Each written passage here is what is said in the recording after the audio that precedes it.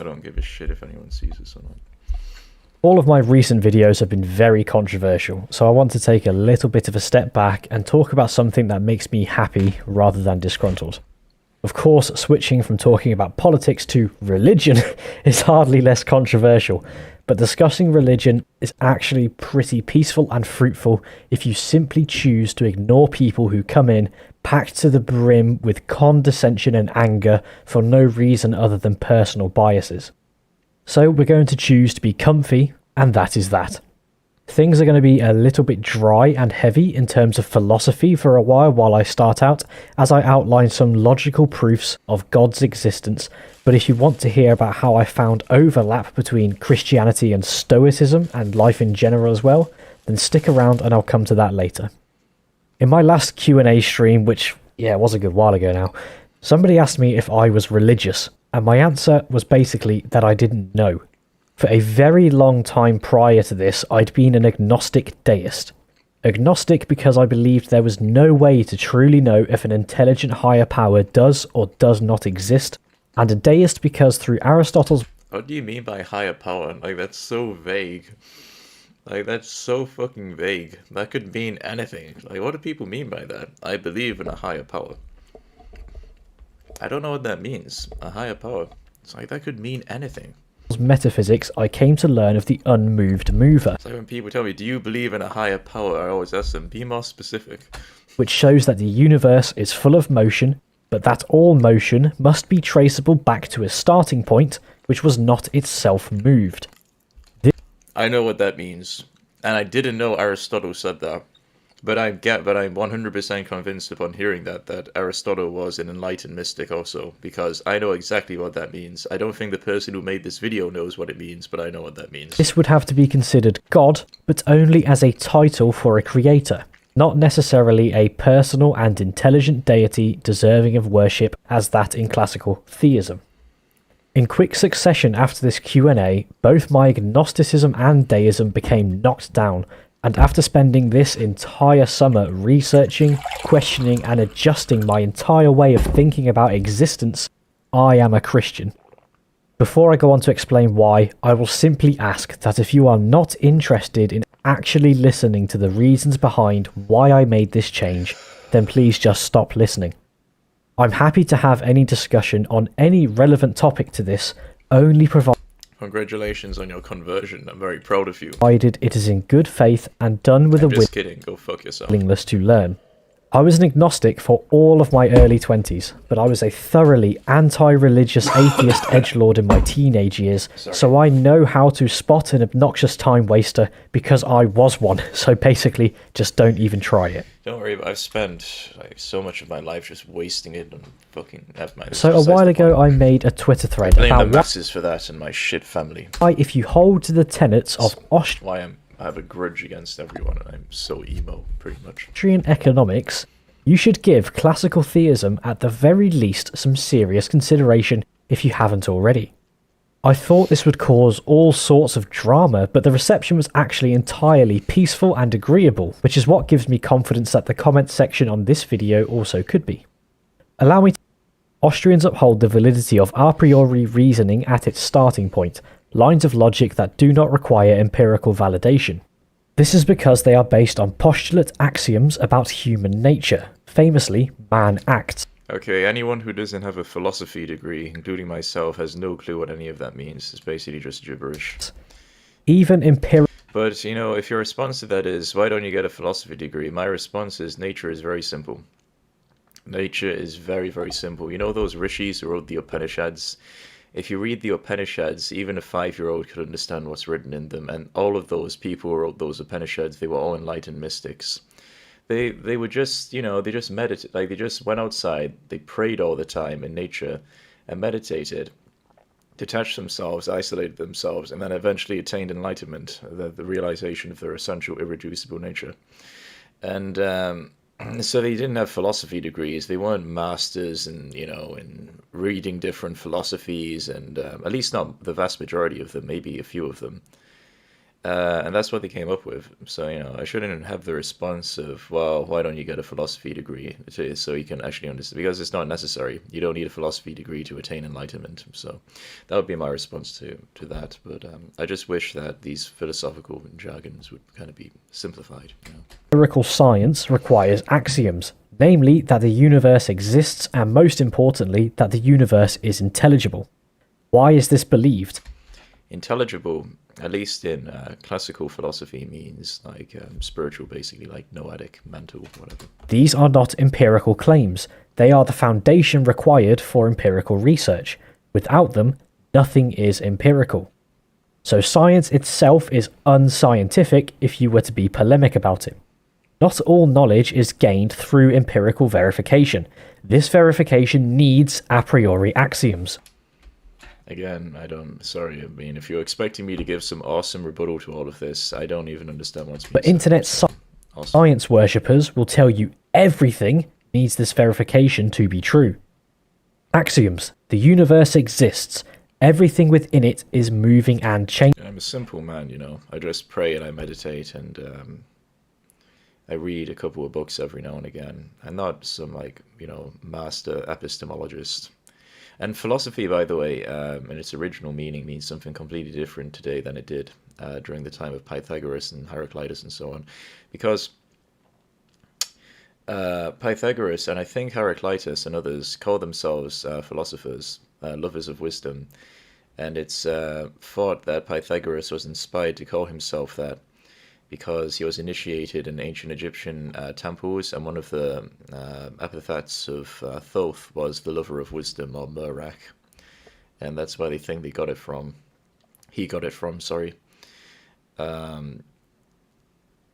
And yet he didn't talk in like jargon. We only have very few fragments of Pythagoras remaining, unfortunately. Very, very few fragments. Most of it it's all been destroyed.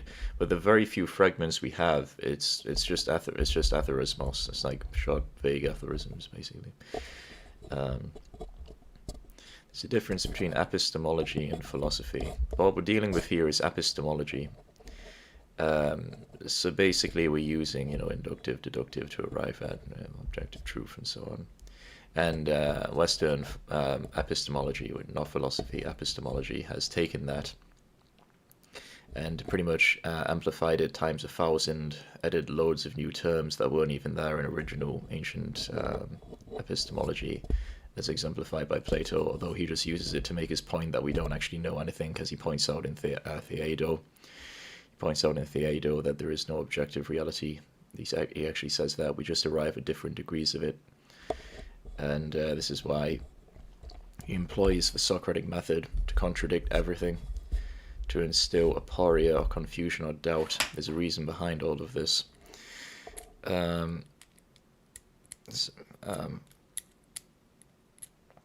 So what we're dealing with here is not philosophy, it's epistemology. Nobody knows, at least not in the West anyway, philosophy in its original meaning. Philosophy in its original meaning is literally just like basically Jnana Yoga in India, or like, that's pretty much it. I'm not an epistemologist. I don't believe in epistemology. I don't care for epistemology. I haven't read any books by Schopenhauer. I haven't read any books by Nietzsche. I haven't read any books by Kant. I haven't read any books by any of these epistemologists. So Aristotle was also pretty much a hardcore epistemologist, which is unfortunate, but yeah. I haven't read any of these guys' books because none of that interests me. I think it's a waste of time. So yeah. Changing. Why? We know that movement. But I mean, like, that aside, I'd quite like to just get onto like the Christian stuff, like the beliefs in the Trinity and so on. That would be interesting. And change are causes of an effect as per Newton's laws of physics. Rather than asking what is true, it can provide you with models to accurately predict observable phenomenon. It does not tell you what truth is, and can't tell you whether or not God could exist. Philosophy does. By philosophy, of course, he means epistemology. Epistemology cannot tell you God exists because every argument you make is open to refutation, and you would say, no, it's not, the arguments are infallible. And the atheist would respond, no, my counter-arguments, they're also infallible. This is what Plato tries to point out in his dialogues. There's no... Epistemology doesn't get you anywhere. But philosophy in its original meaning, the love of wisdom, what that wisdom actually means, that can get you somewhere.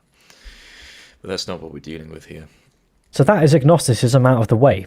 To say that the existence of God cannot be proven or disproven is to claim that empiricism is the only way to obtain true knowledge, but this claim is false. The early Austrian scholars God worshipped out the Tamil on a flat. But what could exist outside of our universe?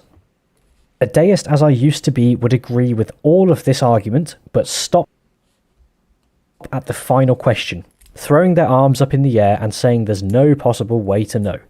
But let's keep empiricism at the door and try to deduce some... How do you know the universe has a boundary?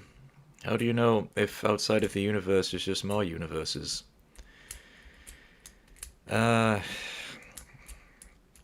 You know those balls?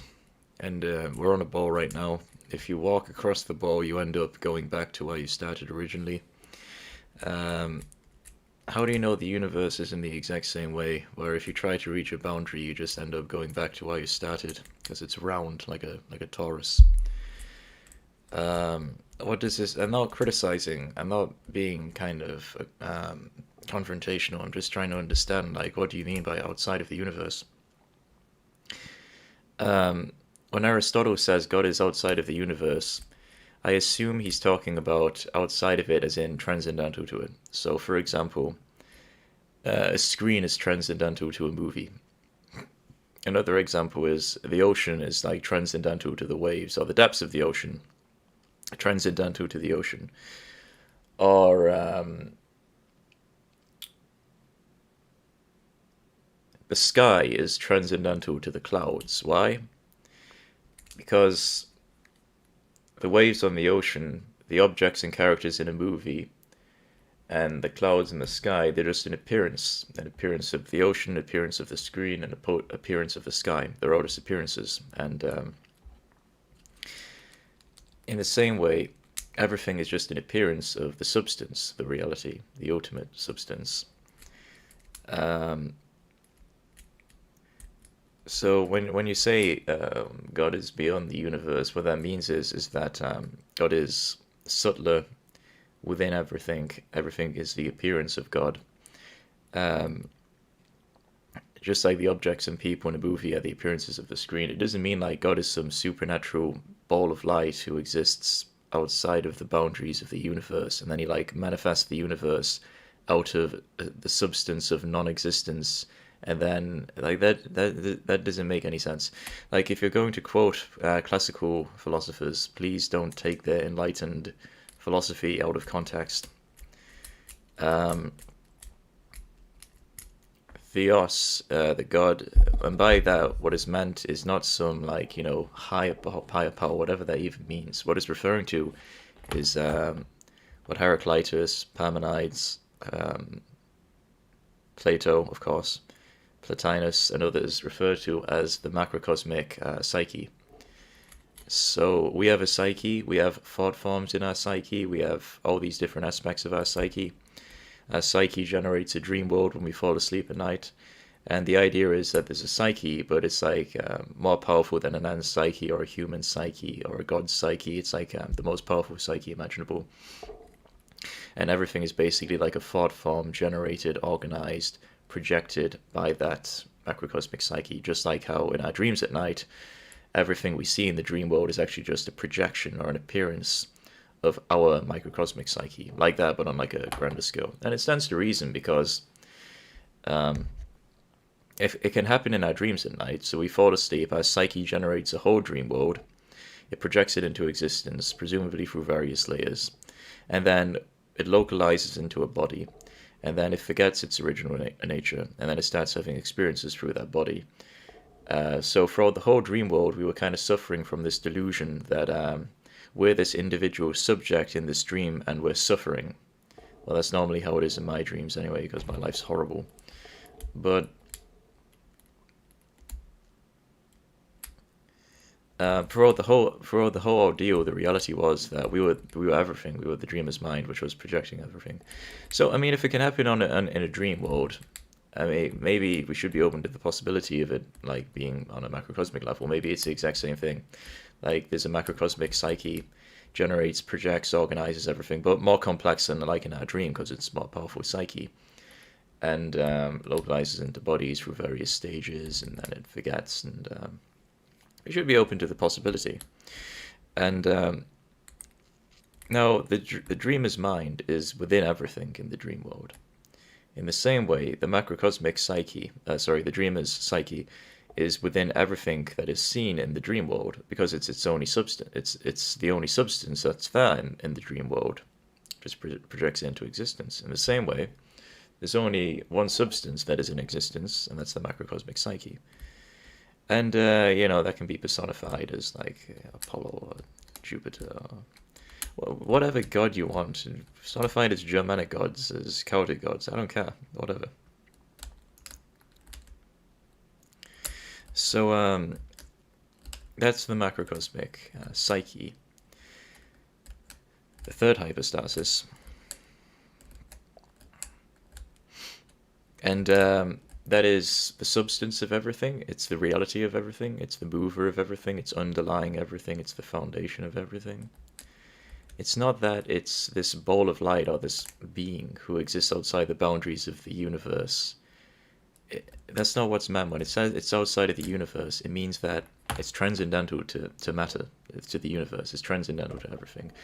And I'll give the example of atoms. The atoms could be said to be transcendental to everything we're looking at right now. So, for example, I can't provide an example right now, but if you had like a cup, and you say, is it a cup or is it atoms? Let's find out, and then you kind of destroy the cup. The cup's no longer existent, but the atoms are still existent. All that's there right now are atoms, but that's not what we see. We see only a zoomed out, shadowy image of the atoms. So the whole world's an appearance of the atoms, and in this sense, the atoms are transcendental to the world. Now, in the same way, what is even the substance of the atoms? What is the substance or reality of everything that is transcendental to everything? So that's all that means. It's just subtler within, projects everything, like how the atoms project the world we're looking at right now via the psyche. So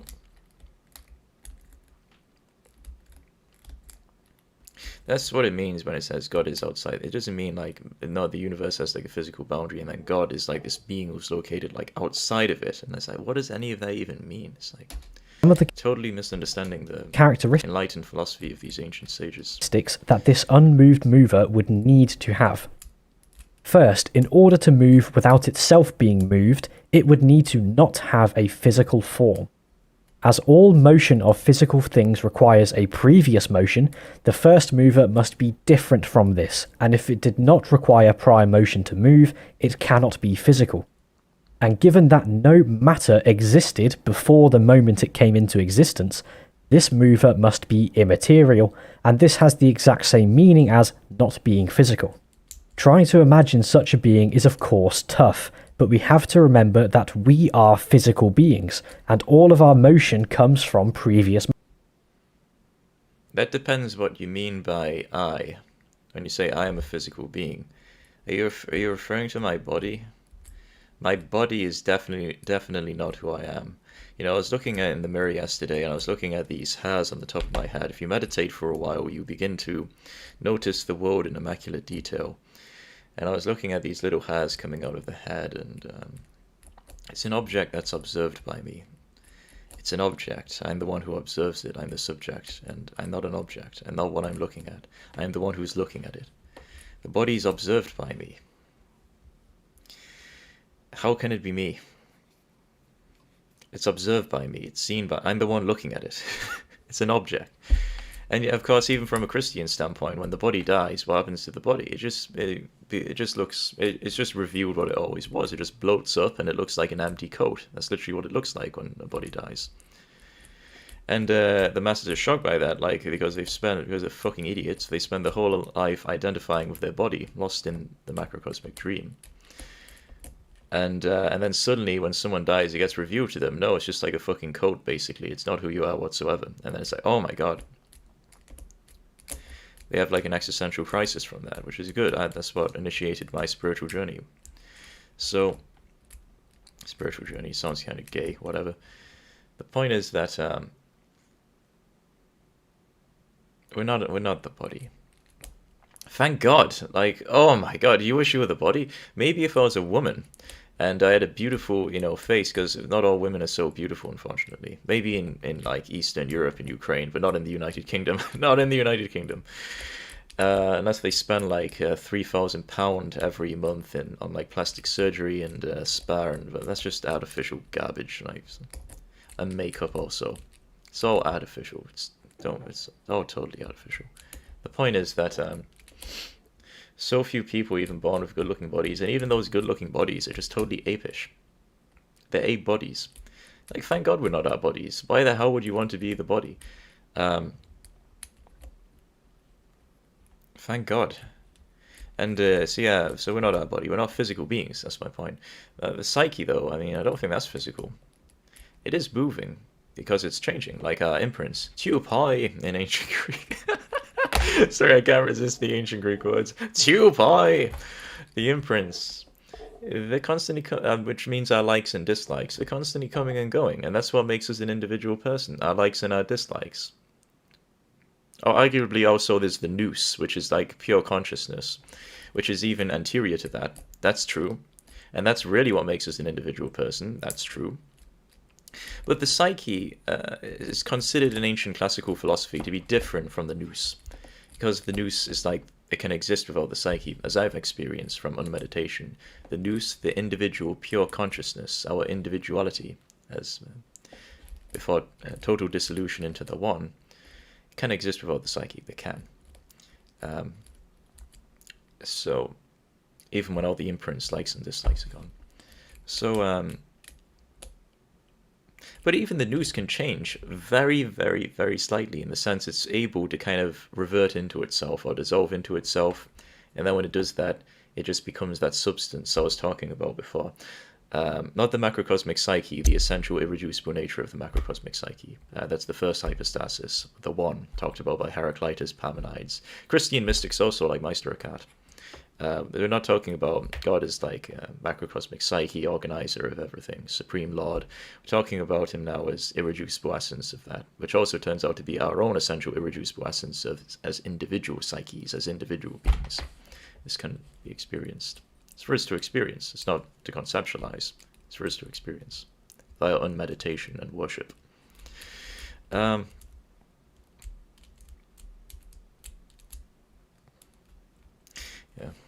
Motion. So trying to imagine something completely different to ourselves is tough to grasp. It's not dissimilar to trying to imagine what a non-carbon based life form would look like, as all life forms we have ever observed, including ourselves, are carbon based, but this does not mean another kind must be impossible. We are also constrained to linear time, as are all other things in this universe, so something which is not of this universe must not be constrained in this way. If it is not constrained to time, this being must have always existed and always will exist. Time for us is a straight line from birth to death, but time for an infinite being would be a circle, having... I can't believe, sorry for being distracted, I can't believe people actually live where I live. Like, in the United Kingdom, I live in York. And it's like third world shithole outside of the city centre, just fucking garbage, just overpopulated, polluted air, no greenery. And people where I live, there's actually like rich people, or middle class people. They actually pay a lot of money to live here. I want to beg them, like, can you give me that money so I can like move to Norway or Sweden? People actually want to live here. The fuck? Sorry, continue. No beginning and no end. Yes, the circle versus the line, of course. Of course, this is impossible for us to accurately imagine, as it is impossible for us to experience infinite time. But these are the necessary conditions for the... It is possible to experience, but what do you mean by infinite time? Because if time is infinite, then it's not really time anymore. Because time is determined by a beginning, a middle, and an end. But if there's no longer beginning, middle, and end, and there's just like this absolute oneness, then there's arguably no time anymore. Unmoved mover, and it is starting to... I mean, to be fair, I mean, there's time is like an emanation. Because when we fall asleep at night, we're not non-existent. This is a point I'm sure he would agree with as a Christian. The psyche, the soul, doesn't suddenly become non-existent when we fall asleep at night. If that were the case, it wouldn't be immortal, would it? It's there at night. That's why we're able to remember blackness and peace and other attributes. We just confuse what it is and come up with this idea of non-existence, which is just a figment of our imagination. Literally.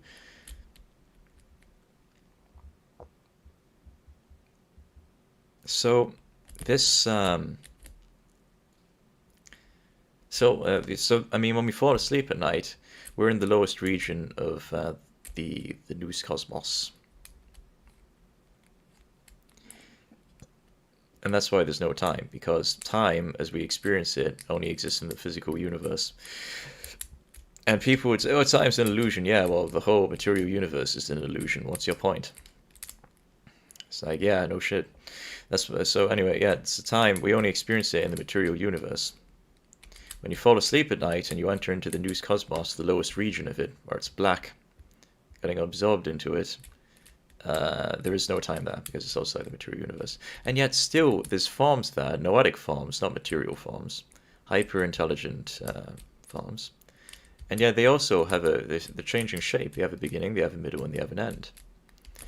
And yet there's no time there. So time is like an emanation. There's different degrees of time. We experience the most hardcore, grossest experience of time in the nous cosmos. It's time, but it's like nothing compared to this material universe. And then in our essential, irreducible nature, there's just no time at all. Like, it's just gone. It's just totally emotionless. And that's the meaning of our essential, irreducible nature being unmoved. Unmoved. The unmoved is what's moving everything. Like on those ancient swastika symbols, what they symbolize is that the central axis, it's unmoved. And yet the sides of it that are turning around it, they're moving. So this is a symbol of the all. You have the unmoved center. Sorry for holding this. You have the unmoved center. You have the moved outer. And so that's everything, basically. It's the same symbolism with the cartwheel. You know, the cartwheel, Buddhism and so on. Central axis, the pole, it's unmoved. The area around it is moving. It's a symbolism. It's like... to look a whole lot like God. One area where Aquinas built on this argument is also determining an uncaused cause. As far as... You know, I considered doing a philosophy course back in the day, and I fell down on my head, and I thank God I did not pursue that. I never knew what to pursue because my arsehole dad never let me self-explore, and he just thought, I don't know, you like video games, so go do it in course in video games design. I'm old as fuck now, 25. My God, ugly as fuck, old as fuck, but on the bright side, you know, 22 is when I think we're the most beautiful, and it only lasts for like 1 year. The human condition is suffering. The human condition is suffering. 1 year. That's all we got, 1 year, and then it's over. And I never even got to pursue what I wanted during that 1 year. I know I'm super fucking old. Sorry, this is besides the point. My life sucks. That's why I'm making this video. I mean, I have nothing better to do, so I mean, might as well just make this fucking video. I mean, I have nothing against this person so far. I mean, he's just an epistemologist. He's just making epistemological arguments for the existence of God. I think that he misunderstands, as you've noticed, a few of the arguments of the ancient enlightened sages, like Aristotle, but I mean, I don't have any problems so far. Like, what's the problem? He's just giving some epistemology. I can't have anything against this, you know, it's fine. As I can really understand, it's the exact same What's the problem? priori truth. So now I'll get on to why Canterbury to England. I don't know if the person who posted this video to me was expecting me to give some awesome, like, epistemological kind of rebuttal, where I just kind of, like, spurt out jargon and, like, I'm a simple man. I'm not into epistemology. But religions typically, given that I'm title, into wisdom, not epistemology. can be outright disregarded as nonsense. Neo-pagans that worship them today especially know this is nonsense and does not exist. Paganism is indeed a very broad brush to paint with and a priori truth. Okay, this is this is interesting. It sounds like we're getting into paganism, which isn't even a real term, by the way. What he's referring to is natural law. There's no such thing as paganism. Paganism comes from Latin, and it means like redneck or like country dweller. It later developed to mean civilian, but it had a different meaning. Christians refer to everyone who is not a Christian as a pagan, like redneck. What he's actually referring to is natural law. So the ancient Greeks and the ancient Germanics and the ancient Celts and the ancient Vedics and the ancient Egyptians all had common belief systems. What were those belief systems? Gods, theoi, devas.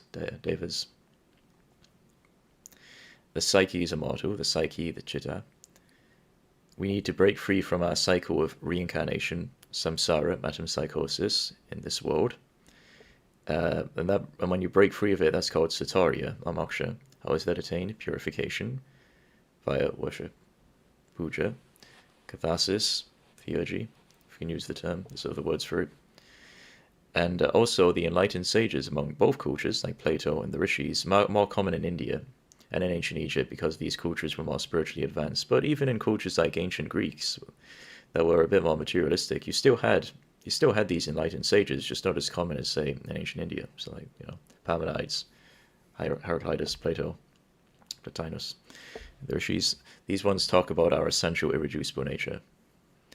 That is Tohan, the one, or the first hypostasis. Proti hypostasis, or in the East they call it Naguna Brahman, or just Brahman in the case of the Upanishads. And both sides also acknowledge one supreme creator deity also, as we just went over with Heraclitus and so on, in the macrocosmic psyche. The theos, the god, singular, as opposed to the theoi, the god's plural. In the East, Ishvara, the Lord. So, now, every ancient culture had all these belief systems. Every single, also heaven, so like reincarnation, but break free from it and go to heaven via purification. What's heaven? Chit Jagat. Nous Cosmos. Maybe poeticized by the poets like Hesiod like Elysium Fields or Paradise or the Garden or whatever. It's poetry, it's fine. So all of these ancient cultures, every single one of them had all of these belief systems, every single one of them. So what's going on here? This is called natural law. Why is it natural law? Because it's gone on since all eternity. Like, you can't put a single stamp and say, this is where this system of beliefs, which all cultures have in common, this is where it began. You can't do it. It's existed since all of eternity. And that's why it's called natural law in the East, Sanatana Dharma. We may call it in Greek, I don't know, Ionia, Thrace, I don't know, whatever you want. So, this is what's being referred to here, natural law. Paganism just means natural law. There's no such thing as paganism. We followers of natural law, specifically as Europeans, and by Europeans I mean those who are following the European manifestation of natural law, who are perhaps worshipping European gods, God, and so on. We really need to adopt the Christian tactics here. So the Christians, instead of referring to us as what we refer to ourselves as followers of natural law, they kind of like demean us, insult us, like, no, you're not a follower of natural law, you're a pagan, you're like a redneck. We need to do something similar with the Christians. But I don't know how. Maybe I'll come up with something. I don't know. But I don't care. Like, we're all going to die one day anyway. And the Christians will get to burn in hell. So now I'll get on to why Christianity meets the logical framework that we've so far set up as opposed to other religions.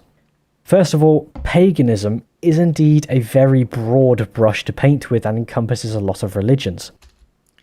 No, as we just went over, it's all one religion. They don't differ on anything. But religions typically... They're just different cultural manifestations. So, given that title, can be outright disregarded as nonsense.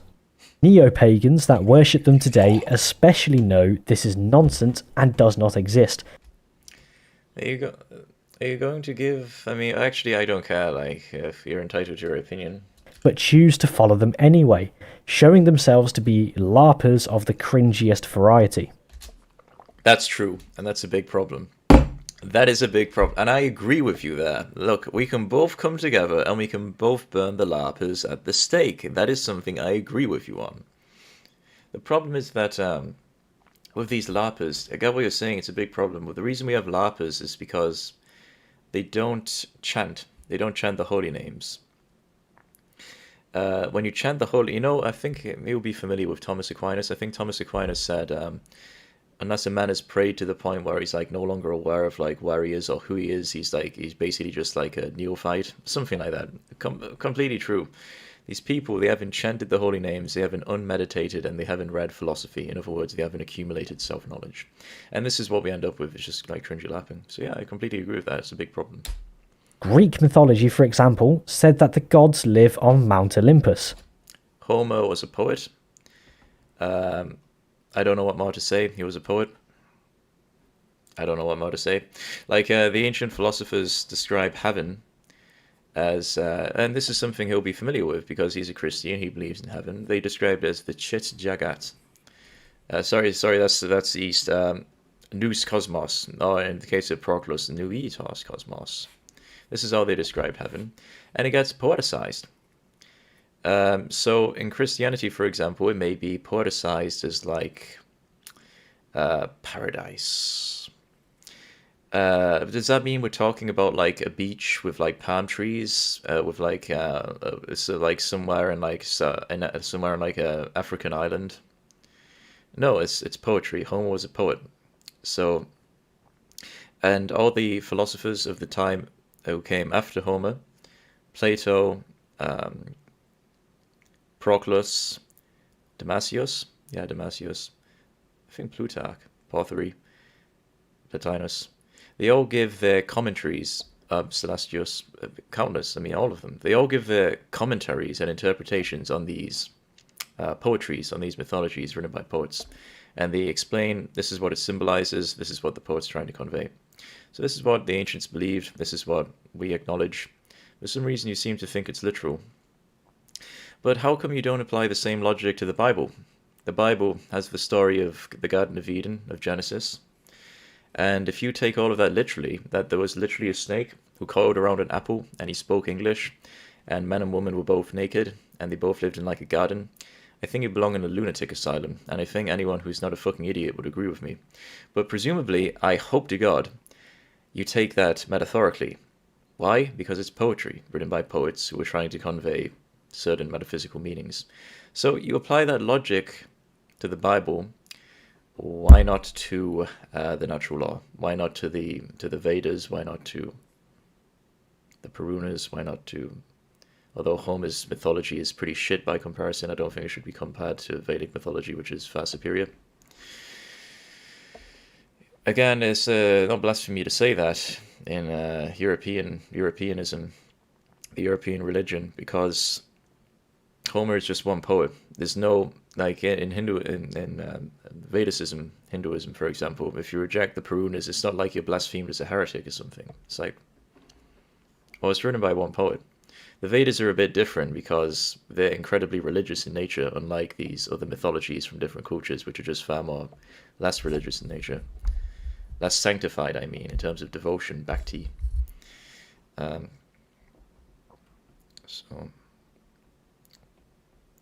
think you get the idea. Go there and see if you find any and get back to me. The gods of these dead polytheistic religions are called gods in title alone and are nothing compared to the God of Abraham, the infinite creator of the universe and the uncaused cause. You have the concept of angels in Christianity. Now, what are angels? Angels are noetic beings. You have heaven, nous cosmos, there are entities, intelligible entities. You can call them gods, theoi, you can call them angels, angeloi, you can call them whatever you want to call them. What we're referring to by gods are those entities in the nous cosmos. You believe the exact same thing. And yes, just like in paganism, you personify them. You have the archangel Michael is personified as human. It's the same thing in paganism. You have the gods, they get personified as humans. What's the problem? Well, it's like, no, these angels are the real gods, those ones are the false gods. It's like, this is just rhetoric. Like, there's heaven, the nous cosmos, and there's intelligible entities there, and we call them gods. You can call them gods, you can call them, you know, fucking beings of light, devas. You can call them whatever you want to call them. That's what we're referring to. You believe the exact same thing. And yes, you believe also that the Supreme Lord, the macrocosmic psyche, above all these individual psyches, although these individual psyches in the nous cosmos are far more powerful than ours, far more powerful. But the most powerful psyche, which generates all other psyches, which organizes everything. Just like how in a dream at night, our microcosmic psyche generates all the individual characters we see in the dream world, that macrocosmic psyche that generates all the microcosmic psyches, including our own. Yeah, we acknowledge that as Supreme Being, yeah. But not the God of Abraham, not Yahweh, and I'll tell you why. We were following the natural law 100,000 years before Abraham even showed up. Where was Yahweh for the entire time? Yeah. Gods such as Jupiter, Odin, or Poseidon are not supreme supernatural beings who created existence from nothing and imbued it with a purpose. They are little more than immortal humans, and their spheres of control function as nothing more than being gods of the gaps. God of the gaps is a logical fallacy that... Why do you have Athena on this? It's like, these gods suck. And then it's like, here's a picture of Athena. Okay. I could say the same thing about angels. Like, they're just supernatural beings. They don't have any power outside of their own sphere. And you would respond, how dare you blaspheme? Kill yourself. Like, you're just a savage. You have no functioning brain. Occurs when you can't correctly determine the reason of a natural phenomenon, so you just say, well, it must be God. And when you can't determine why waves are formed in the ocean, you could say it must be Neptune. When you finally figure out how tectonic plates work... No, again, there's the nous cosmos and there's beings in the nous cosmos, and we refer to those beings as gods. That's all. Poseidon and Neptune die. When the proof of your god's existence can be empirically disproven, you do not have a god at all. This is why I admit that I was being lazy by hinging my argument on the Big Bang. But thankfully, if the Big Bang was definitively disproven, we are still left with many important phenomena in the natural world which logically cannot be explained through natural means, such as why nature exists. Also bear in mind that I am a Hellenophile, a lover of Greek culture, history and language. Doesn't sound like it. I mean, thus far you've totally misunderstood the European religion, and you've basically just bashed it as, like, disgusting. And, so, I mean, that's unfortunate. And I do not want to unfairly disrespect any of it, but there is a very clear reason. Well, as you were saying, but. I don't want to disrespect it, but. Well, that's the problem, the but. There should be no disrespecting of ancient European religion and culture. And there should be no but in addition to that. I don't want to disrespect it, but it's all, you know, filth and, you know, it's just stupid and, yeah, we destroyed all their statues and it was awesome. And it's like, well, I didn't say that, but, I mean, that's the inference I'm getting from the kind of zealotry that's just inherent in Abrahamism, and that just naturally manifests itself in what happened.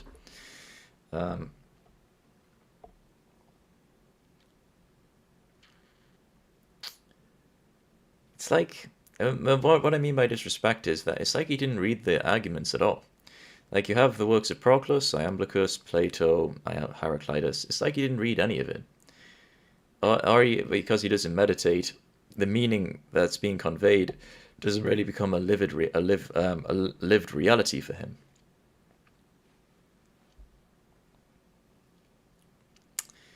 Again, I don't know what this argument is you're making. The waves on the ocean... he doesn't understand the theology of Sunthima. And this is what I mean by he says, I don't want to disrespect the ancient European culture and philosophy. And yet he does that basically by just not even reading any of it. Or if he has read it, he hasn't understood it because he doesn't seem to know the concept of the something. So these intelligible entities who live in the noetic world, the nous cosmos, heaven, certain objects make reference to them. So, for example, when we see a statue of Athena, we feel the presence of that particular archetype, like motherly, wisdom, kind archetype. That feeling of the archetype is called the somethima. When you look at particular objects, so you look at a particular object, you feel archetype, and that's called the somethima. And then using that somethima by worship, you're able to kind of trace. You're able to use it to kind of trace your way into heaven, into the nous cosmos via worship, dislodging from the body, going inwards, because worship is always an inwards process, never an outwards process, even though it looks that way.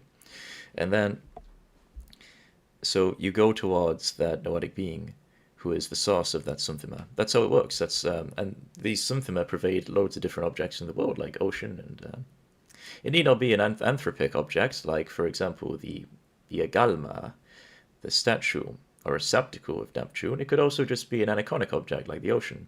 And when we see that, the somthima, the archetype, is the outermost essence or emanation of Neptune. And then using that somthima, we're able to trace our way towards that within ourselves. And that's called worship. Worship is literally just ascent towards the noetic being who's the object of our worship, using the somthima initially. So that's all that means. It's not literally saying that the ocean is literally Neptune. That doesn't make any sense. Like, let's build a giant temple and to the physical ocean. It doesn't make any sense. Or let's build Mars, let's build a giant temple to the physical abstract concept of warfare. It doesn't make sense. They're devoted to personalities, not impersonal abstract concepts or physical things. And this is what all the ancient philosophers say, and he doesn't seem to have understood any of that. He seems to literally think we believe that the ocean is literally Neptune. But then again, you can't blame him too much, can you? Because actually you can, but I mean, the neo-pagans, right? The neo-pagans, they also haven't read, because the Lapas, as you pointed out, they haven't chanted, they haven't unmeditated, so they don't have any spiritual insight. And so for them also, because they don't understand, for them also, the gods are just literally physical things. They also don't get it. So, I mean, he's probably just listened to those people, and then he's just responded to them and said, that's bullshit. And no, I agree, that is bullshit. That's not what's believed in natural law, or experienced, whatever. So, yeah. Why, when Christianity came to Greece thousands of years ago, the renowned Greek thinkers didn't last long at all in trying to defend their pagan religion through philosophical means, and thereafter Greece remained the most prominent nation in Christendom for 1,000 years through the Byzantine Empire. No, most of Greece didn't convert until the 4th century AD. And until then, you had massive theological disagreements with Christianity. So, Porphyry, Plotinus, Proclus, Damasius, the Neoplatonists, although there's no such thing as Neoplatonists, these were Pythagoreans, followers of Pythagoras. And they were duking out with Christianity for so long. Even when Christianity seized power during the reign of Constantine, natural law was the main religion. Christianity was not the majority. And then, of course, it was Constantine passed some edicts, but it was really his predecessor that passed the edicts that would basically just force Christianity upon everyone. And even by that point, most of the population was not Christian. And, even when Julian the Apostate seized power, even at that point, it's estimated by most historians I've read that the population was like 50-50. Like, it was 50% following natural law, 50% Christian. So I don't know where you're getting this from, that like paganism, the natural law, it just fell apart as soon as it came into in conflict with Christianity. It never happened. Like, Christians and Pythagoreans were duking it out for hundreds of years, but maybe you're not aware of this because the Christians burned most of the pagan critiques. Maybe that's why you're not aware of it. I don't know. So much so into But we have fragments remaining, like from Celsus and so on, the present as well, that the Eastern Orthodox and Porphyry and so on. But again, like Porphyry wrote a whole book against Christianity, like literally that big, where he basically just argues like Celsus's arguments, and it's like, it's gone now. It all got burned. We don't have it anymore. Celsus, he wrote a book also, got burned.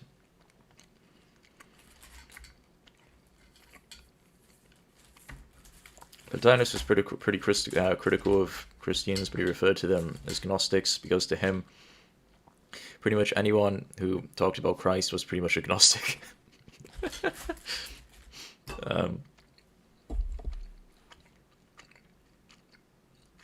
Yeah, I don't know what more to say. Orthodox denomination is commonly known to this day as Greek Orthodoxy.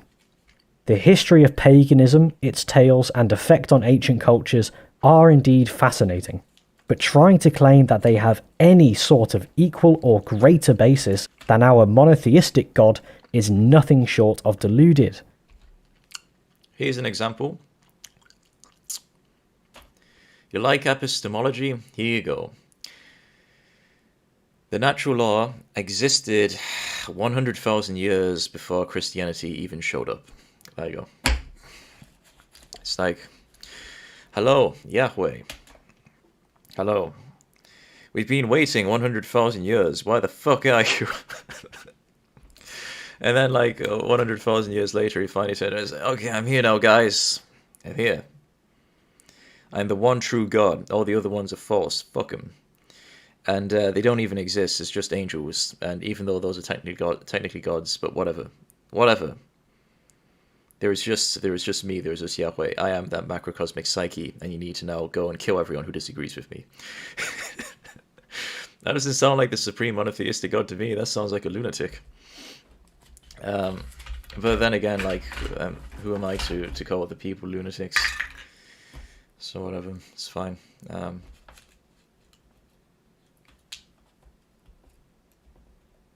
But yeah, I mean, like, the ancient cultures also acknowledged, again, it just shows he hasn't really read into it. Like, he hasn't read Plato. It's impossible, because, nor Heraclitus, it's impossible. Nor Pythagoras, it's impossible. Nor the ancient Egyptian mythology, it's impossible, because all of them acknowledge a one supreme created deity from whom all the others emerge. And also our essential irreducible nature. All of them acknowledge that, like the coffin and pyramid texts, where Atum, or another one is Ra, syncretized Atum Ra, is the supreme created deity, and is like the creator of everything. And all ancient cultures had some sort of supreme deity, who, as enlightened philosophers explain, like in ancient Greece and ancient India, that supreme created deity, it personifies the macrocosmic psyche, which organizes everything, projects everything, creates everything, moves everything, and so on. And that's been the way it has been for hundreds of thousands of years. So I don't know. And then suddenly this new personality, Yahweh, comes along and says, no, I am that supreme macrocosmic psyche. All the other ones just totally false, evil, disgusting, filthy. It's like, destroy them all, and so on and so on. It's like, this is a malevolent entity. It's not the supreme creator deity. And the only other non-Abrahamic religion that might meet the criteria is Hinduism, specifically the Hindu concept of Brahman, if that's how you pronounce it. Yes and no. Nirguna Brahman and Surguna Brahman. Nirguna Brahman is our essential irreducible nature, which all the enlightened mystics talk about. Our essential irreducible nature as individual beings, individual chittas, souls. And our essential irreducible nature as individual beings is also the essential irreducible nature of the Supreme Being. How is this realized? Is it conceptual? Is it blasphemy? No, it's experiential. There's this process called neti or apahasis, where after worship you isolate yourself, you go into isolation, you become a hermit, a monk, whatever, and then you sit in stillness, and then eventually the psyche, the chitta, dissolves, and then the nous or the chit dissolves, and then you reach your essential irreducible nature. And this is called enlightenment, and amnesis, bodha, illumination, whatever you want to call it. And it's not just the pre-Abrahamic followers of natural law who talk about that in the documents like the Upanishads and the Anads, but also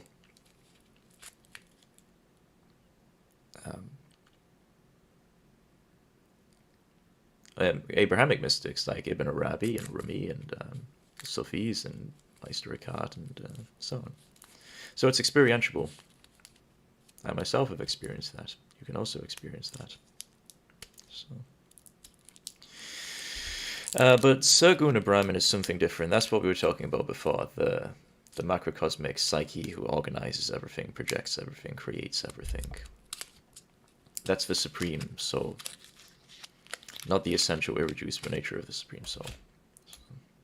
Hinduism is known for its nearly endless list of multi-limbed, blue-skinned gods, but at the top of the hierarchy is something called the Brahman, believed to be the first cause of all. Which gets personified as Krishna, or in other traditions as Shiva. It's fine. Existence. Trying to find good philosophical coverage of this has been difficult so far for me, so there's really not much I know about it. But the whole Hindu mythology is so bonkers, it's hard to take as seriously as Christianity. Again, Genesis in the Bible. Genesis. You have a talking snake who coils around an apple, who whispers to a naked man and woman who live in a garden, called Adam and Eve, which means something like beginning or end, I don't know. You have an apple called the apple of knowledge. Is this literal or is this mythological? It's mythological, it's poetry, written by poets who are trying to convey metaphysical truths. Vyas and other Vedic poets who wrote the Upanishads and the Puranas are poets likewise. And they're also trying to convey metaphysical truths. You should try opening your mind a bit. Even the most anti-Christian atheist would admit that the resurrection of Jesus is a far more plausible historic event than just about anything to be found in Hinduism. And now this is the irony. So, for us, the followers of natural law, be it Vedic or European, Egyptian, whatever, the poetries are just that, they're just poetries. Whether by Homer or Hesiod, they're just poetries conveying metaphysical truths. You literally believe in them. You are guilty of what you are accusing the followers of natural law of, which is taking mythology literally. That's what you're doing. So, no, according to you, Jesus, you actually did walk on water. You actually did take a loaf of bread, yeah, and then multiply it so that it grew by like 1,000 and then fed everyone with it. That he died, raised from the dead, rose up to the sky. All of that's literal for you. So you are guilty of what you accuse the followers of natural law of, which is believing. Like we don't know what you're talking about. Like we're listening to this and we're just like, what are you talking about, dude? Like, you do realize Hesiod and Homer were poets, right? You do realize that. You do realize that Vedic Brahmanas, priests, have been given commentaries on these poetries for over 2,000 years. You do realize that. I don't know why you think we take these literally. We've never taken them literally. Like, not now, not 2,000 years ago. But on the other hand, you do take mythologies literally, such as the thing with Jesus I just went over. In fact, I'd assume you even believe that when the earthquake happened, after Jesus was crucified, apparently, of course, the Romans didn't document this. And apparently, all the graves outside the Temple of Jerusalem, people rose from the dead out of the graves, and the Romans, again, didn't document any of this. So, all the epistemology just falls apart. Like, I'm so reasonable because I know epistemological jargon. You believe in nonsense. What you're accusing followers of natural law of, you're literally guilty of here. I don't know what's wrong with you people. Barbarian consciousness. Barbarian consciousness. I will pray that you will turn back to the ways of the ancient Europeans as soon as possible, and that you will be saved and go to heaven. I pray that you will be saved. I pray that Europa will save you and will forgive your sins. I will pray for you to be saved from hell.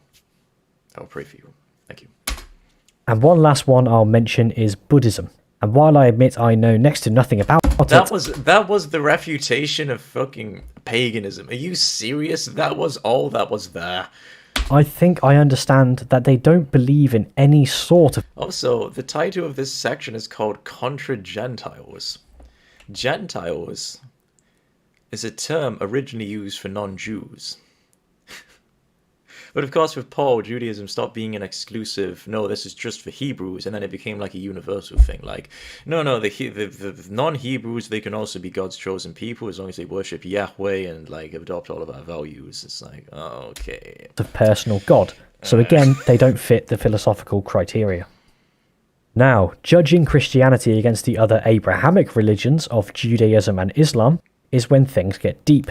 But it's only really a discussion that can be engaged in by people of those religions.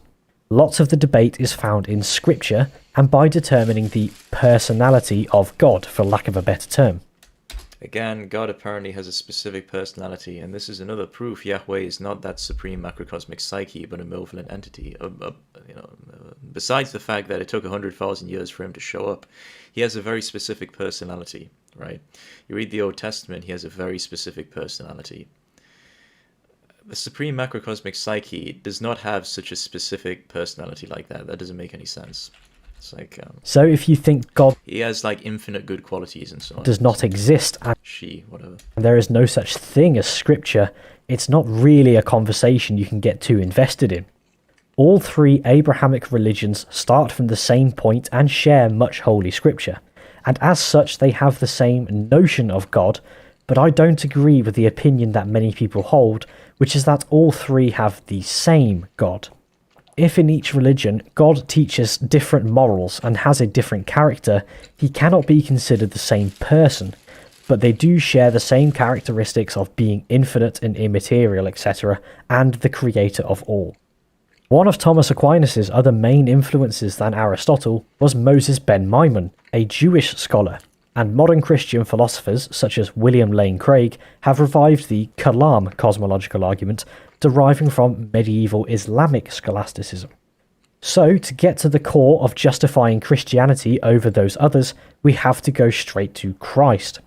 C.S. Lewis used what I think is the best formula for trying to categorize Jesus, as he must have been one of the following: Lord, liar, or lunatic.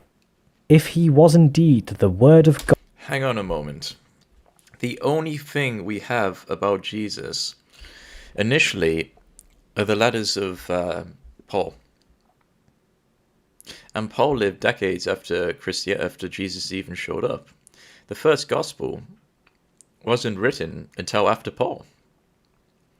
And then the last gospel to be written, the Gospel of John, wasn't written almost 100 years, actually longer than 100 years, after Jesus actually lived.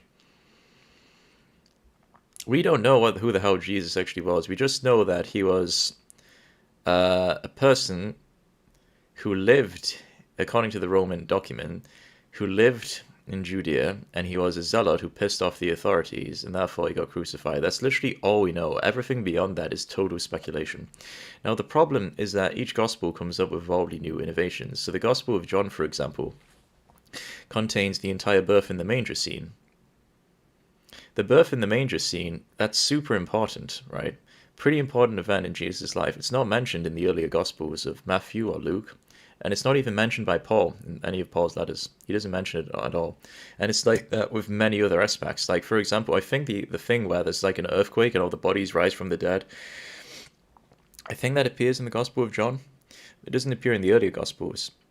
So my point is that each new Gospel comes up with wildly new innovations that are not found in the earliest ones. So they're basically just total fabrications, like none of them are true. Hang on a moment, let me eat this bread.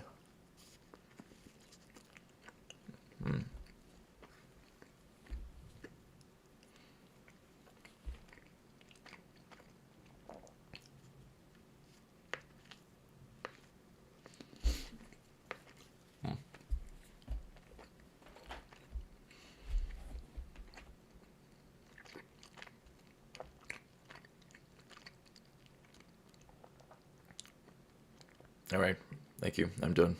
So, each new gospel comes up with wildly new innovations. Now, the problem with Paul is that he was proven to be a zealot. We all know this. He was a zealot, a Judean nationalist in his early days. He had lived to see through the Roman occupation, the Roman conquest, the revolts against the Romans, all of which failed, the severing hatred for Rome and Romans throughout the whole ancient world, understandably so. Mithridates, you know, the star above the sky, signaling his birth, blah blah blah blah blah blah blah.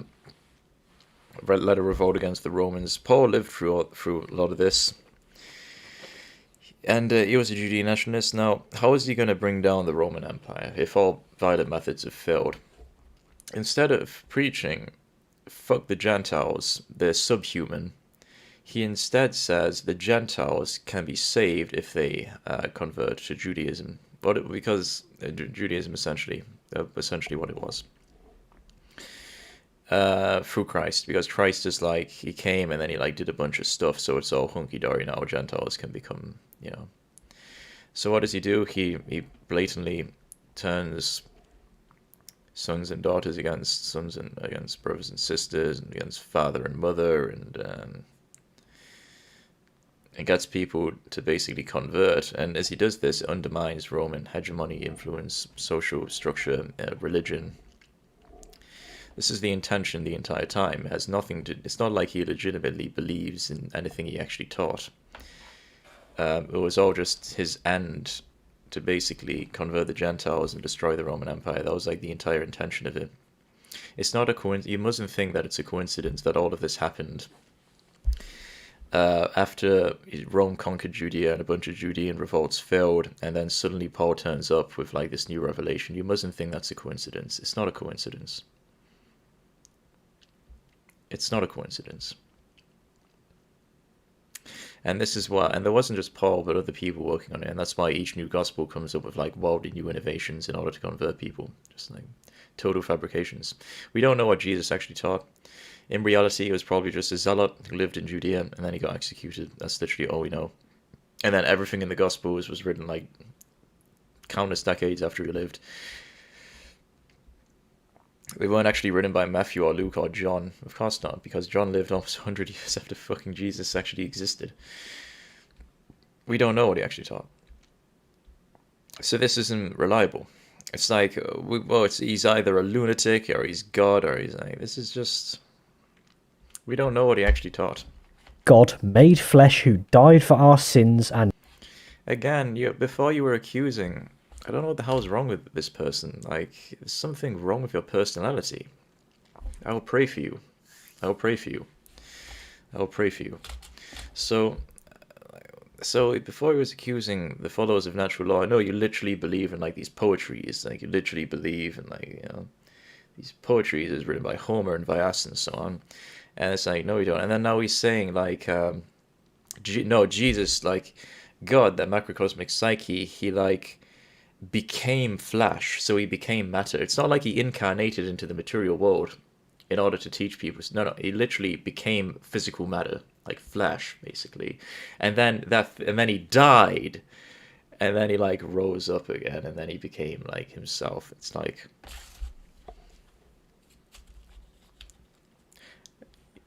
I don't know what's wrong with these people's personalities. They have personality problems, you know. It's just, I'm sorry for whatever happened in their childhood. That I myself went through childhood trauma, but I healed my childhood trauma by praying, by meditating, by avoiding evil.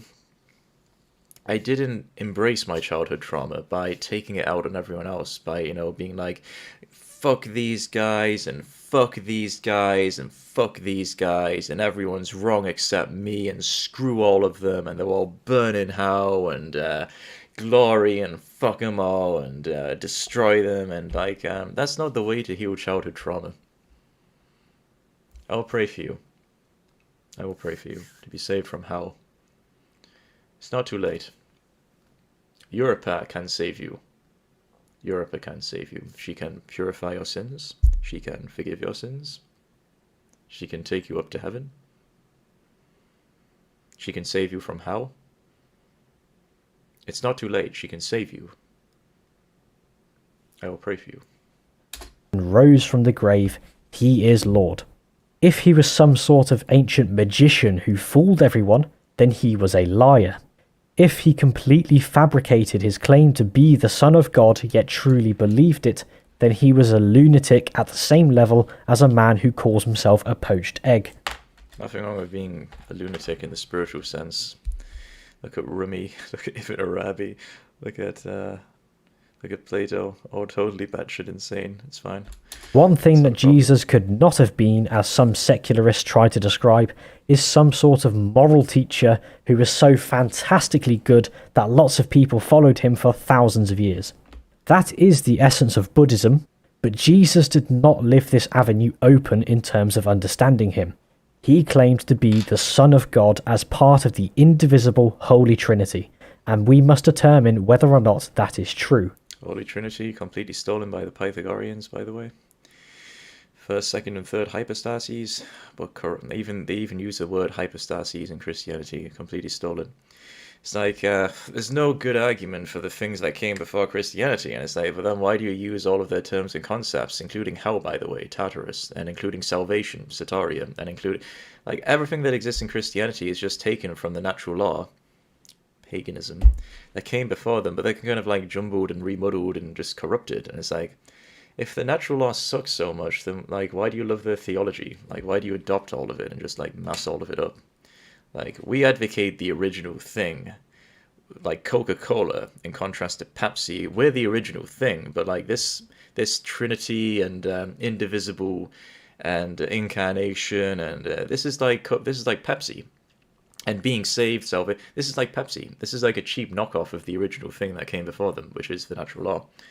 It's basically like a cheap knockoff. It's not the original thing. Like this concept of the Trinity, the three hypostases, entirely taken from the Pythagoreans, but corrupted because the first hypostasis was our essential irreducible nature, the one, whereas in Christianity it became the Father, like whatever that even means. In order for Jesus to have performed miracles out of total trickery, Again, like, your source for Jesus performing miracles are the Gospels, which were written decades after Jesus even lived. And most of the miracles mentioned in them, Paul doesn't even mention. And each new gospel comes up with wholly new innovations. You have no evidence for any of that, dude. None. It would have had to be some sort of magician at or beyond. And it's sad, like, you presented yourself as an epistemologist. Like, we're not like those dumb followers of the natural law who believe in mythology, and now you're literally defending the belief in multiplying a frickin' loaf of bread by 1,000, and then you believe in magic tricks, dude. You believe in magic tricks. You're defending people rising from the grave after Jesus was crucified, like literally coming up from the grave and coming back to life. You're defending someone dying and then rising up to the sky, and this is absolute insanity. If you believe this stuff, you belong in a lunatic asylum. You have no business calling anyone else irrational. Not Muslims, not followers of natural law, pagans. This is insanity. I feel like this is why I don't talk to Christians in real life, because I'm just talking to crazy people. Like, if you believe that actually happened, you're just insane. And you're guilty of what you're accusing the followers of natural law of. You know, they believe in mythology. What absolute nonsense. Anyway, God literally became physical flesh. He multiplied bread by like 1,000, and he rose up to the sky after being crucified. And you know, he restored sight to the blind, and he did all this like facepalm. You know, it's like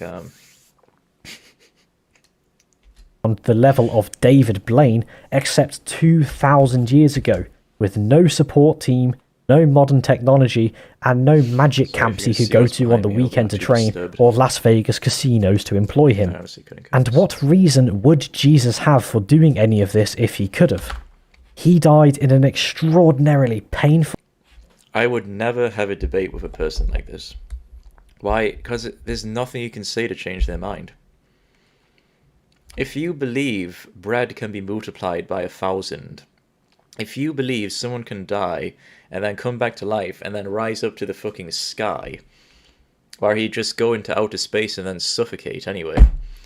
If you believe that bodies outside can all raise up from the dead during an earthquake, if you believe that there was a star in the sky of Bethlehem and these three fucking, it's like something from Santa, like three wise men came wearing Phrygian caps, definitely not stolen from Mithraism, no, definitely not, and then they come to this manger, and then for some reason the star in the sky, it's now above them, which doesn't make any sense, because a star in the sky like that, it should be fixed. The Earth's round. It's not like you keep walking and then suddenly, and now the star is located above you. That doesn't make any sense. If that actually happened, and yeah, Jesus, he was born in a manger, and they brought these offerings, if you believe all of this, there's nothing I could ever say to change your mind. Like, you're just lost beyond all hope. All I could ever say is just, I will pray for you. It's not too late to be saved from hell. Europe can save you. Europa, the goddess, she can save you. She is that macrocosmic psyche. She is that supreme being, and she can save you.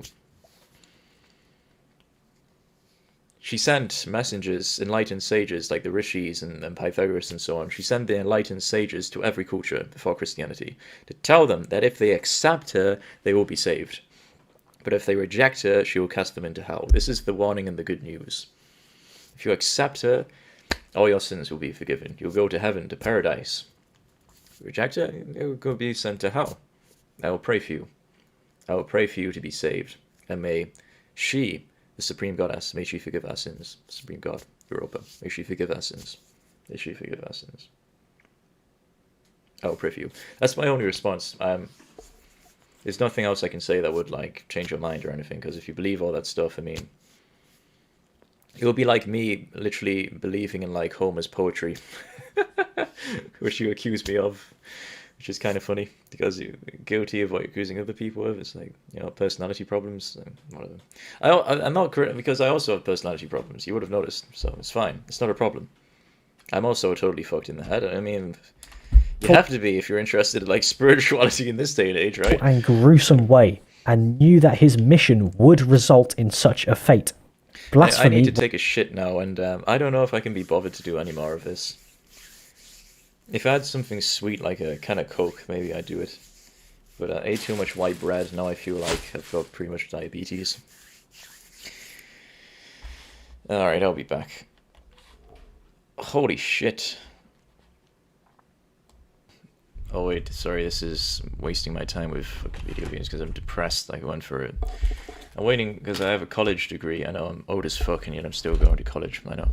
I have a college degree in August, and I was hoping to work as like a receptionist and to, you know, not live on welfare. But apparently, the receptionists they hired me, and then after working there for a while, they found out, wait, you're going to college this August, not next August. And I was like, yeah. I said, oh, we were looking for someone next August.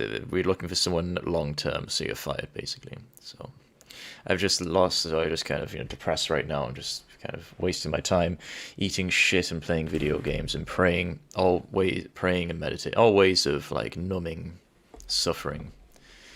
But you know, when you suffer so much in life, you just kind of give up. I've lost everything. I've lost my family, my home, my countryside life,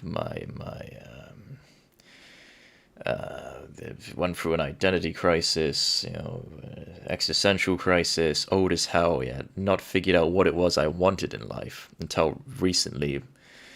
So many different issues, and, you know, I was, you can't say, oh, at least you weren't living in the third world, but, I mean, for all intents and purposes, like, my father, pretty much, like, nutrient deficient, that's why I look retarded, like, he pretty much gave me, like, nutrient deficiency. He would give me, like, to eat, like, one meal a day, and it would just be, like, a ready meal of just, like, curry.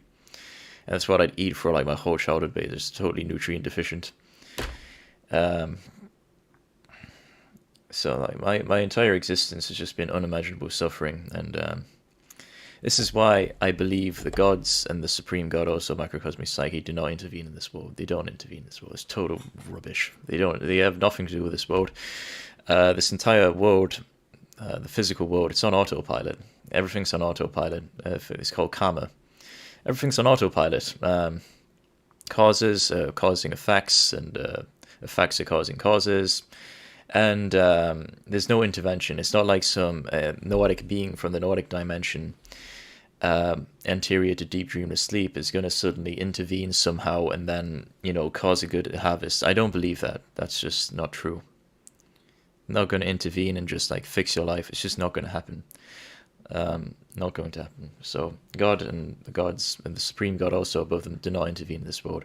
Regardless of what this person says and what followers of natural law say, I don't believe that.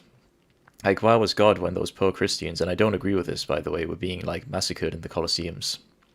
They cried out to God. They said, God, please help me. He didn't intervene.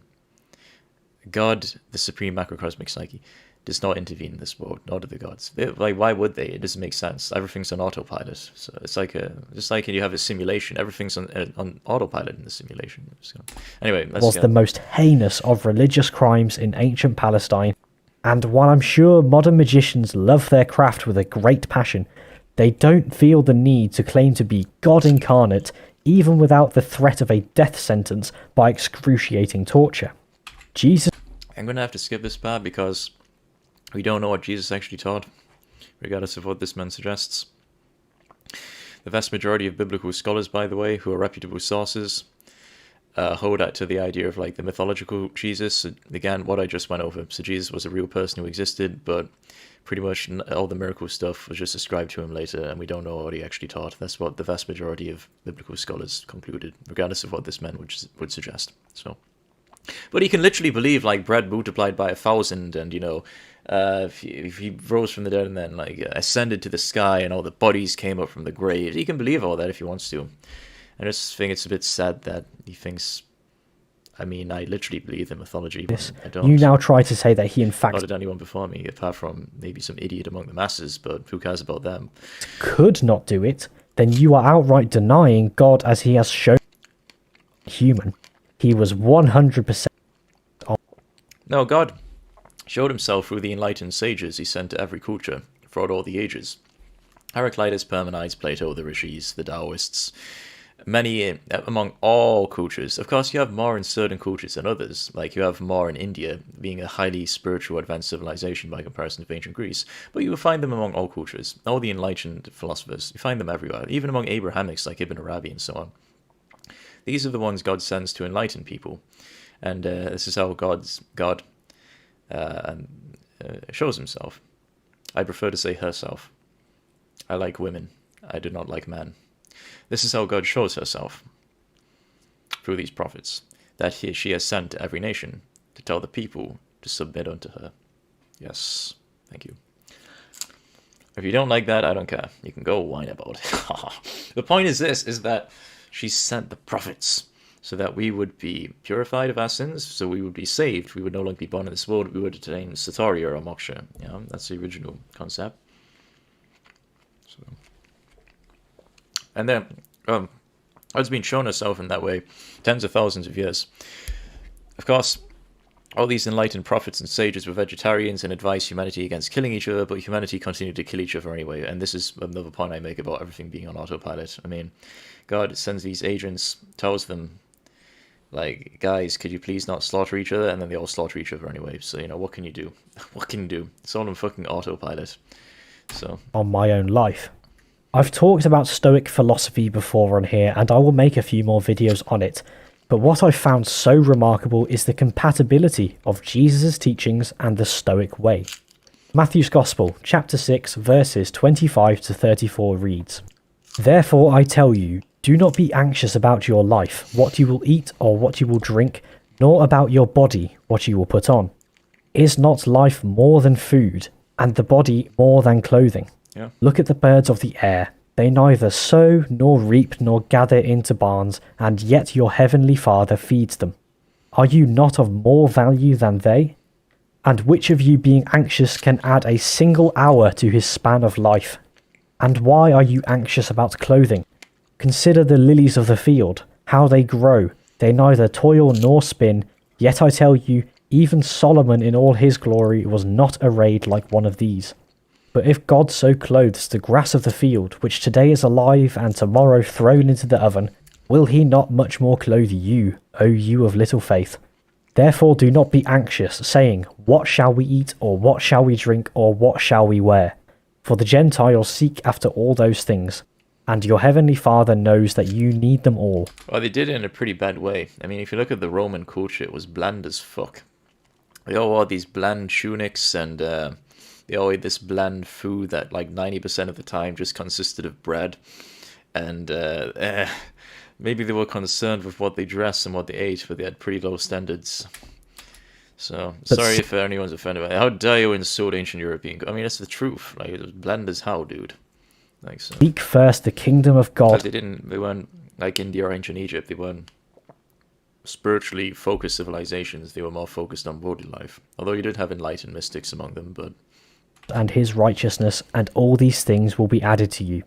Therefore do not be angry. But there's room for improvement, because European culture is not something that existed at one point and then ceases to exist. It's something that's with you as a psyche, as a soul. Like, it's an imprint you have. And you can improve upon it. I mean, there's entire planets that are following that, but improved and not like in human sphere. And you can improve upon it. You can degenerate it further. You can do what you want with it. It's Anxious about tomorrow, for tomorrow will be anxious for itself. Sufficient for the day is its own trouble. If you've got a keen eye and you follow me on Twitter, you would have noticed in my bio is the verse Matthew 6:33. Natural inclination to be imperfect, yet we know we must strive for perfection even though we can never reach it in this life. Just as a good Stoic would strive to be dragged along to Anglican services and Roman Catholic masses by my mother, who flip-flopped between those two denominations a lot. I hated every second I spent there for no other reason than I was an edgy twat who watched a couple of talks by Christopher Hitchens and the Amazing Atheist on YouTube. Earlier this year, however, I was heading out to get some groceries and was handed a pamphlet by a man on the street.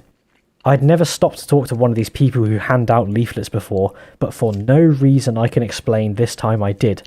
And the pamphlet he handed me was for the Baptist Church. The belief that the Bible is the sole authority of religious doctrine doesn't make a whole lot of sense to me either. That is essentially a claim that all the Hebrew prophets before Jesus could proclaim the word of God. Jesus, of course, proclaimed the word of God. The apostles proclaimed the word of God. This is the worst religion ever created. Alongside, Sable, like the mother goddess in ancient Rome. Like, all her followers were, like, super effeminate and would, like, castrate themselves and worship, like, Attis. It was, like, this weird fucking teenager with his, like, dick and balls exposed. I know, that sounds fucked up, but that's literally what they were. So fucked up. That was, like, the worst religion ever created. Second to that is Islam, and third is Christianity, in, like, that order, pretty much. God. But that as soon I don't know as what the fuck was wrong with those people wishing Sable as Satan. the book of Revelations was finished, which is the last book of the Bible, all religious discovery must have stopped. For one, the Bible was compiled and made into official holy canon by the Catholic Church. So to say that the Bible is authoritative in some way says that the Pope's authority to make it authoritative stands. To say that tradition after the Bible was written cannot in any way provide new learning about the faith, to me sounds outright ludicrous, as if God came, taught the good news, and then left it at that, never to be expanded upon again. So at this point, I should have become Catholic, but there's one thing holding me back: the papacy.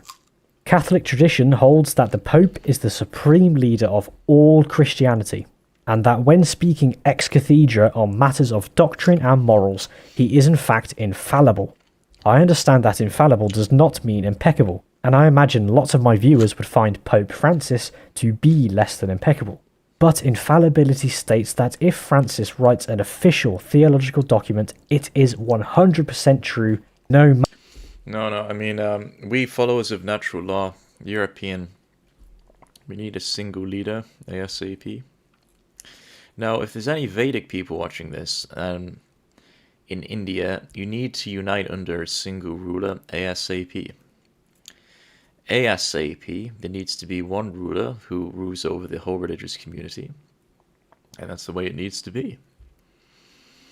Otherwise, we don't have the kind of, mass mobility that Christianity has, where they can just like, fuck this entire group of people, or fuck that entire group of people, or, unite my brothers and sisters, unless there's that single leader, that kind of monolithic form. Huge disadvantage. That's actually the only reformation that the natural law ever needed. That's it. That's the only reformation that was needed. You just need a single leader to unite everyone. That's all. And that's exactly what we need. So, just pointing that out. Matter what, he cannot say anything wrong. To say that a man can have will be protected. This sort of power is already highly dubious, but that is coupled with another reason, that I don't buy the Catholic justification of the powers given to Saint Peter, who they claim was the first pope. Peter did give false teaching by telling the Galatians they must circumcise themselves to enter God's covenant, and St. Paul severely rebuked him. St. Peter denied Christ 3 times as he was persecuted. These absolutely are examples of Christian faith and morals that St. Peter was not. I don't understand the obsession. I don't get it. I don't understand it. Like, why are you so passionate about this? I just don't understand it. Like, I'm passionate about the natural law because when I put my head on the ground in proskynesis, and when I chant, I'm filled with bliss and ecstasy and peace. And when I hear the word Venus, I feel goosebumps. And when I see the image, the agalma in my mind with the toga and the light, I feel bliss and ecstasy and enlightenment. And it's like a more powerful escape from this world than drugs or alcohol. We're all looking for escapism, but are we looking for escapism in the right place? Without religion, it's shit escapism. Religion is the greatest escapism. Proper religion, anyway. So it's like the best escapism ever, dude. So that's why I'm interested in it. And it can also lead to good kind of insights into the nature of existence, like enlightenment and so on, if you meditate in addition. Unmeditate, rather. And because it's also kind of my culture, because like I'm European, I may be a Celto-Germanic barbarian, but I have a kind of fascination with classical culture, and I consider it close enough to myself, being, in the same continent, although I'd probably feel a closer allegiance to Germanic culture if it weren't frickin' annihilated, but whatever, it's over now. What can you do? So I'd probably like to see emergence of the two. That'd be cool, but we can't have nice things on this world. You would have noticed. The point is that it's like similar. It's and you feel the enlightened philosophers who provide you with the solutions to this existential crisis. They give you the means to discover the nature of life via unmeditation and so on. And then you see the other things in other cultures, which adds a little spice to it as well. It's like, they also teach the same thing, but in a spicy, different way. In the way of India, for example, a lot more advanced they do it, and that's very interesting. And so, it's very interesting, and I can feel attachment to it for this reason. I don't get why the attachment's coming from with Christianity. Like, why you're so passionate about it, and why you're so passionate to the extent of, like, fuck everyone else. Like, fucking pagan. Like, it's like, I don't understand. Like, what's the attachment? Like, I think of Jesus, and I just see this guy with a beard who says some, frankly, mundane stuff in the gospel as if they were even written by his followers. It doesn't seem that way, and I don't mean to be disrespectful, but that's my opinion. And is all of this just about the miracles? Like, so you read that there was this man and he did a bunch of magic tricks, like multiply a piece of bread by 1,000, and now you're convinced like he's like the supreme lord, and like there's no difference between there's not even a difference between his physical body and the supreme lord. His physical body is synonymous with the supreme lord, even the supreme lord is formless, so it's like he's formed but he's unformed, and I don't understand it, but now we gotta go kill everyone who disagrees with us. It's like, no, sorry, I'm sure he doesn't believe that. I apologize, that's too extreme. There are some who believe that, but I mean, like, in the past, that's what the mindset was. In the past. Perhaps after Constantine. So,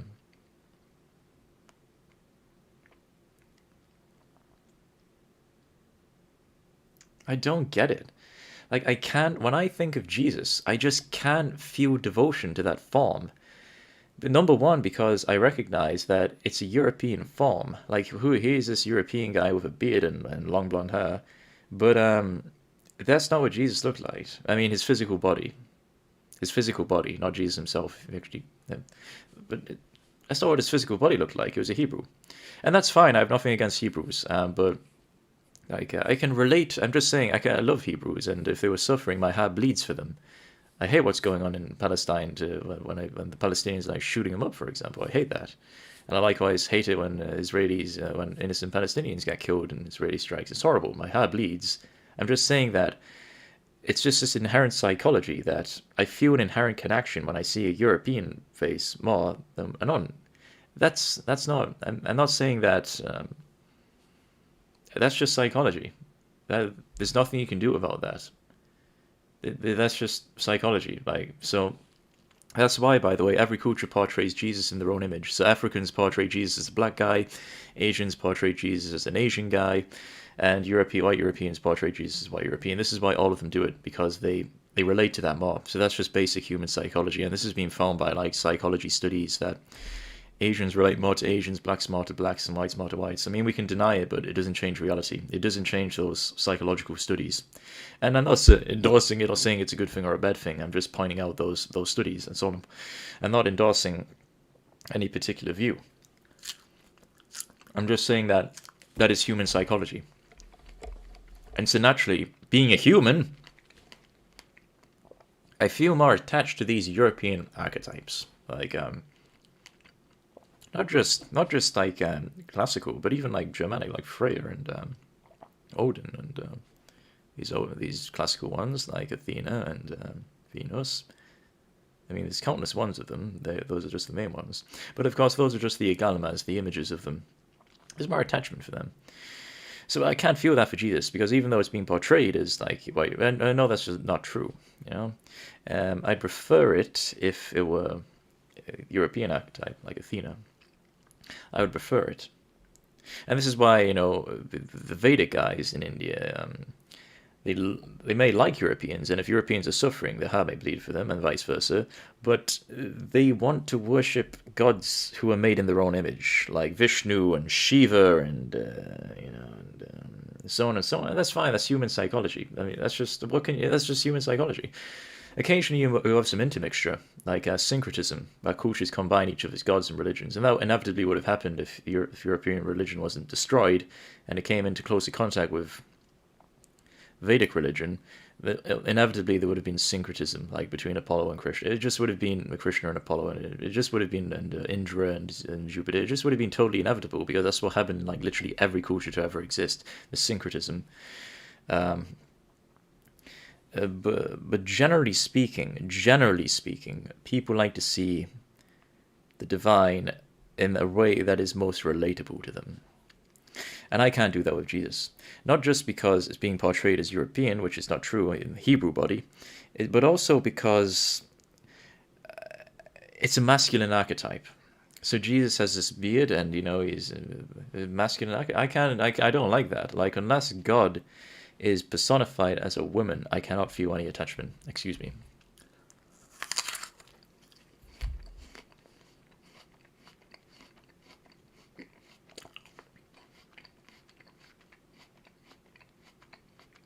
Yes. As I was saying, unless God is personified as some sort of a woman, because I like women, I cannot feel any attachment, any love, any, you know. It's not just Jesus in this respect, but even great personifications of the supreme macrocosmic psyche of the Supreme Lord, and like Krishna. I can't feel attachment because it's not a woman. I love women. Unless it's I can't do that. So anyway, I have. But he's a different archetype to me, so like he'd feel attachment to the masculine kind of archetype of Jesus. That's fine. I just don't see why he feels a need to kind of impose his liking for that particular archetype on all other archetypes and say, unless you like God personified as this archetype, then fuck you, you're screwed. It's not like that in natural law. Like, you can personify God as so many different archetypes, like woman or mother or father or warrior, or whatever is your individual archetype. What is the higher version of that archetype God can be personified of as? Whereas in Abrahamism, it's much more limited. It's like, no, he is this form, Jesus, and if that form doesn't correlate to your archetype, then you're screwed. Like, go fuck yourself, basically. You're screwed. Pardon my language. I live a depressing life. That's why I swear so much. So, I don't know what my original point was. I'm getting a bit tired. I apologize. I haven't drank water in a long time. My point is just that I just don't feel attachment to that form. Like when I see Jesus, because my archetype isn't like that. I'm kind of effeminate. I'm kind of...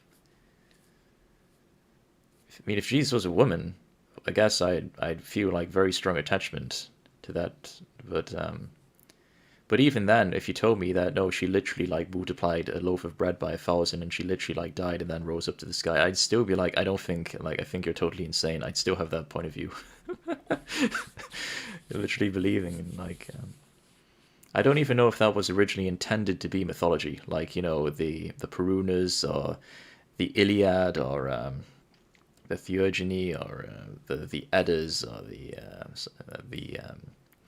or the various countless poetries and mythologies that exist throughout all cultures. I don't know if they were the Gospels were intended to be poetry or mythology like that, or if they were from the very beginning, or like Genesis. Or by contrast of that, by the poetry, if they were meant to be taken literally. I don't know. Seems like they were supposed to be taken literally, which is very strange and new to the religious scene of that time. So, sorry I'm rambling, I apologize. There's no infallible in. So even if he was the first pope, by declaring itself infallible, the papacy is no longer what it was in St. Peter's day. So where does that leave me? If someone asks if I'm Protestant, I will say yes. If someone asks... The attachment thing, like, why do you feel so attached? I don't know. Jesus will save me. I don't get it. Those were a different archetype. If I'm Catholic, I will say yes. I always find myself agreeing with every Catholic theological claim except for that of papal overreach, and by a twist of fate it took me back to the very beginning. The Church of England, in which I was baptised, dragged to, and hated. I realised the reason my mother jumped back and forth between Romans and Anglicans was exactly the same as mine. As tradition has logic and philosophy behind their beliefs really are. You cannot defend multiplying a piece of bread by 1,000. It's just ridiculous. Like, you can cloak it in as much epistemological jargon as you want, as we saw at the beginning, but it's just lunacy. That I can help them to grow in their faith. To those of you who are beginners and interested in learning... my way is the only way, and there's no truth outside of it. Again, it's just like... more, I recommend to you the book Mere Christianity by C.S. Lewis. He is known, of course, for the Chronicles of Narnia book series, but he was an amazing popular apologist for the faith and explains why it is true without anything too heavy or tough for the average person to understand. Another great one like that is G.K. Chesterton, who was actually Lewis's greatest inspiration.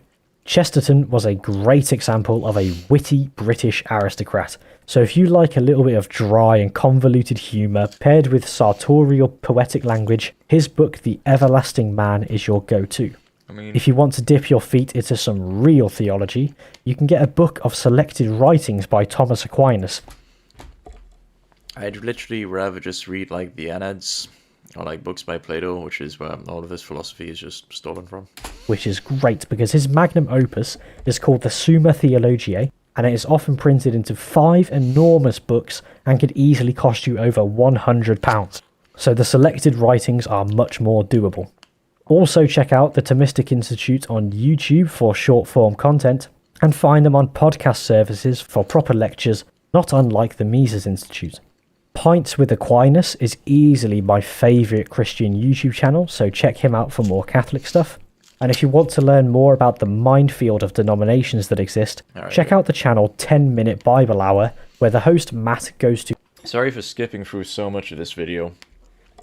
If you were expecting some sort of like awesome like rebuttal full of like epistemological jargon and sorry about what's behind me, don't be concerned about epistemological jargon, and I'm sorry to disappoint you. I mean, I'm not an epistemologist. I don't deal with that. I read books by, I read the Upanishads. I read books by Plato. I read, of course, uses epistemology, but just to show that, there's no objective reality. Okay, let's see. How can knowledge transcend itself? I'm reading the questions from the thing. Although I don't know if you can see my screen or not. No, you can, because okay, I understand how this works. All right. So I'm reading questions from the YouTube thing. It says, Shiva Shembo asks, can knowledge transcend itself? Holy shit. Knowledge in its absolute aspect is the knowing of our own being, because the knowing of our own being is the supreme knowledge. What is the supreme knowledge? The supreme knowledge is the knowledge that does not require a subject-object duality. Any other means of knowledge, like I know this hand, I know this hair, I know I have a body, I know I have pain, I know that I'm asleep, I know that I'm awake, I know that I'm dead, I know that I'm alive. All of these require a subject who knows, and the object that is perceived, that is known. That is the epistemology. That is experientiable. But the absolute knowledge, when our psyche dissolves, there is only the subject who knows, and the subject who knows in that state has no boundary. So up, down, left, right, neither way, has no width or height. It's boundaryless. It knows itself, but it does not know itself as an object. And that is our self in its irreducible essence. It knows itself and it knows everything, but not as an object. It's just being itself. It knows itself, without any distance between itself, and in all possible directions and in all possible locations, with no distance between any of them. That is the absolute knowledge. And that absolute knowledge transcends all the lower forms of knowledge, like epistemological knowledge, as we were just going over. That is the supreme knowledge. And this is for us to experience via. After worship, we sit in meditation, we negate the psyche, and then we witness what remains beyond the psyche. No, says, hey Akesios, good work. My theory is that Christianity was a philosophical reaction to the knowledge that was coming into Europe through the Far Eastern Silk Route. What kind of knowledge are we talking about here? What kind of knowledge are we talking about? Could you be referring to Mithricism, perhaps?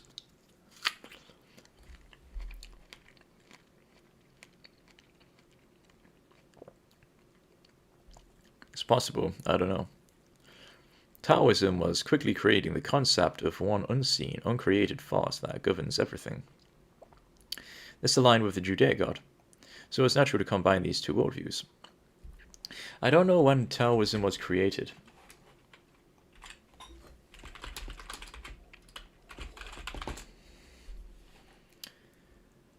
It was only founded 142 CE. Oh. Lao Tzu, 500 BCE. Oh, okay. 500 BCE. That's a long time ago. Yeah, that's a long time ago. Yeah, that's a long time ago.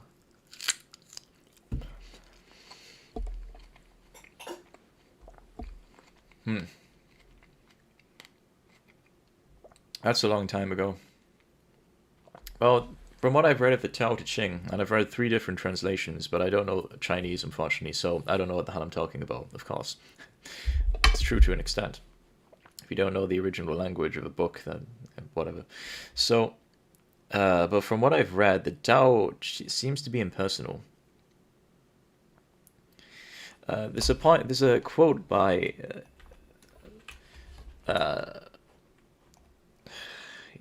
Lao Tzu that illustrates this point perfectly. I posted it under mysticism here. Here it is.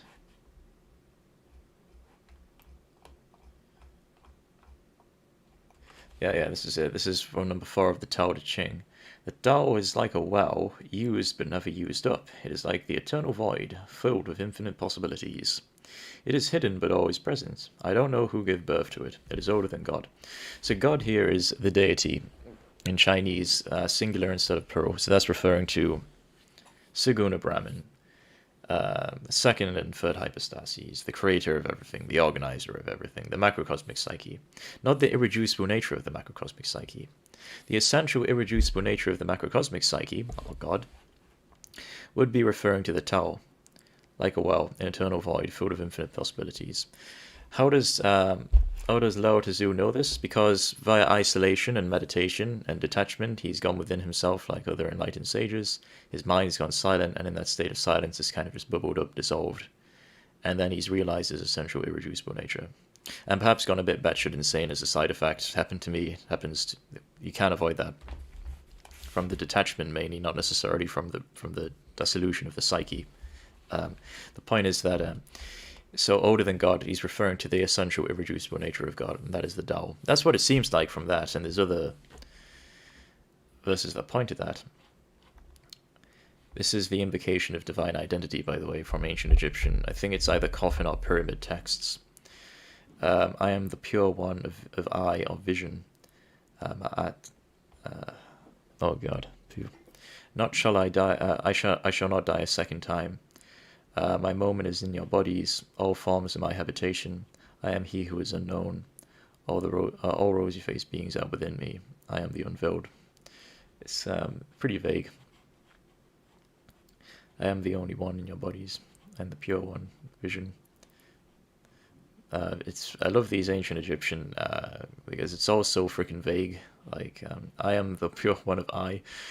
You can interpret it many different ways. You can interpret it like I am the pure one of the one who sees, vision, like the seer. Is different ways to interpret it. It's, sorry, I got distracted. Unseen false governs a Judea God. So the Judea God seems to be a personality, by contrast of the Tao. So if you read the Old Testament, Yahweh very much seems to be a specific personality, whereas the Tao is just totally impersonal, and it's also our essential irreducible nature for us to realize.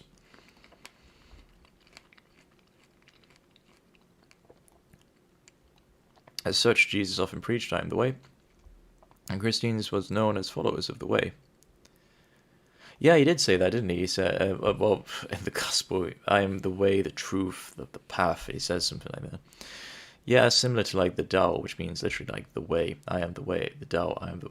Actually, that's a fantastic point. Yeah, and I get why you're making these correlations between like ideas from the Silk Road. Yeah, there's definite similarities there. And perhaps when Jesus says, I am the Father, he's referring to the impersonal kind of first hypostasis, the Tao, the way. He literally says, I am the way. That's possible. But again, we don't actually know what he taught, which is a problem. Interesting fact, the Kalam cosmological argument is an argument that Jesus gives in the Apocrypha of John. I don't know what that is. If Jesus did exist, then we do have an idea of what he believed through Mandaism and the code of baptism, because they still exist and their religion is very much intact. Yes, but they don't have scriptures dating to the time of Jesus. They don't have scriptures dating to the time of Jesus. The earliest documents we have about Jesus' life, to which we draw conclusions about Jesus, I mean, not me, biblical scholars, the letters of Paul.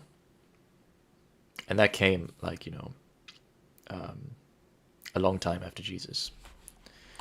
Hello, Critura here. Hi, Critura.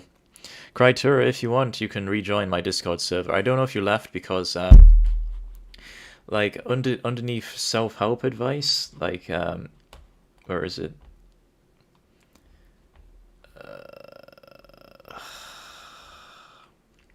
Yeah, I think it was under self-help advice. Like, I think you commented here, and then like a long time afterwards, I commented something like "Stop being gay."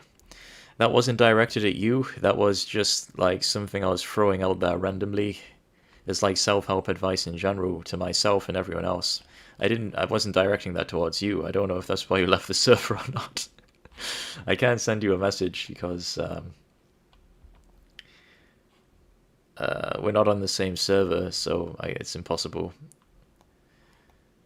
But yeah, that message wasn't directed at you. That was just like general, like me fucking around self-help advice. I wasn't telling you in particular to stop being gay. I hope you didn't leave for that reason, and sorry if there's some sort of misunderstanding there. No one's gay here.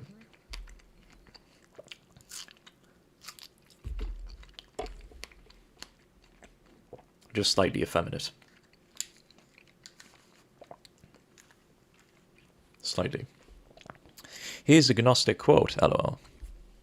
Yeshua said, "Look, I shall guide her to make her male, so she too may become a living spirit resembling you males. For every female who makes herself male will enter the kingdom of heaven." Common concept for all cultures, like Purusha in ancient Vedic cosmology means masculine, basically. In ancient Greek theology, and they were totally obsessed with God as masculine. Very rarely do you find God portrayed as feminine. And if it is portrayed as feminine, the idea is that the feminine needs to kind of convert itself to masculine.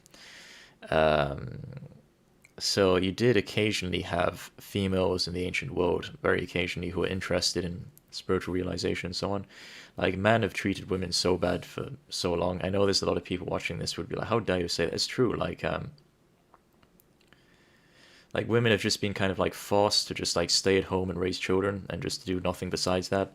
They couldn't get an education. They couldn't get anything. They were just even repressed from spiritual realization. But every now and again, you did have women who showed kind of spiritual inclinations. And so as they got involved in like academies and temples, it was presumed that they basically converted their soul from a feminine type to a masculine type. I think this is totally ridiculous. I think that I think females and males and their respective soul types, masculine souls and feminine souls, I think all of them are scum.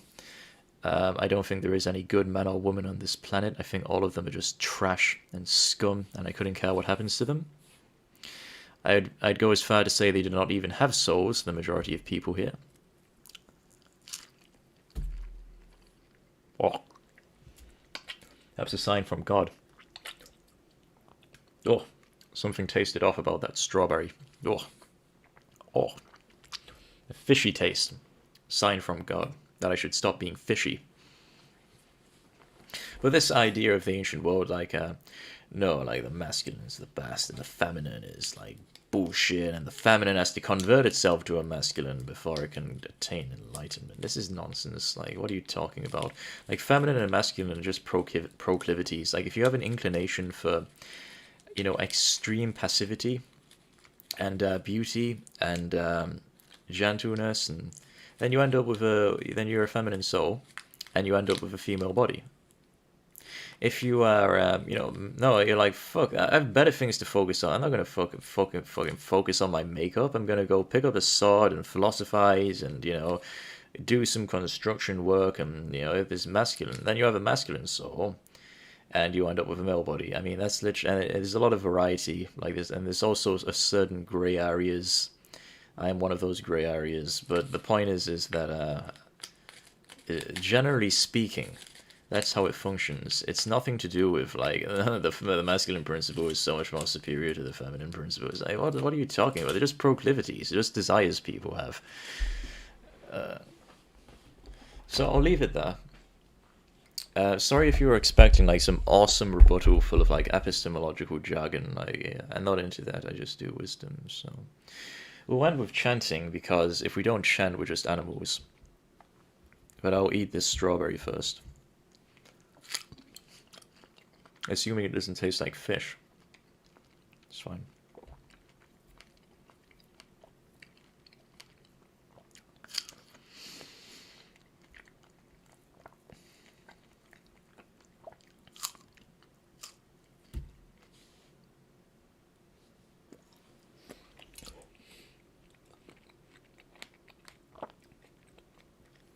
I don't know why my strawberries are tasting like fish.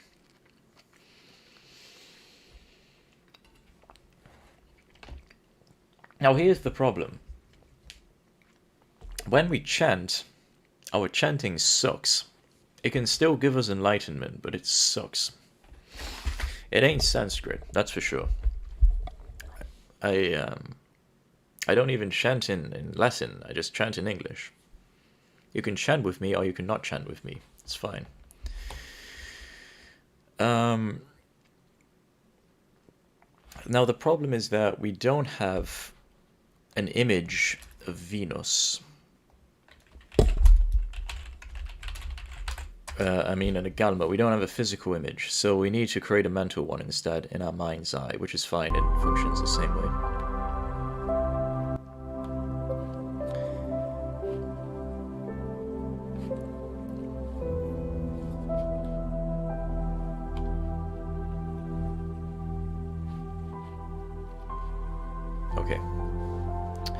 Okay. I don't know how the audio is, I don't know if that's too loud or not.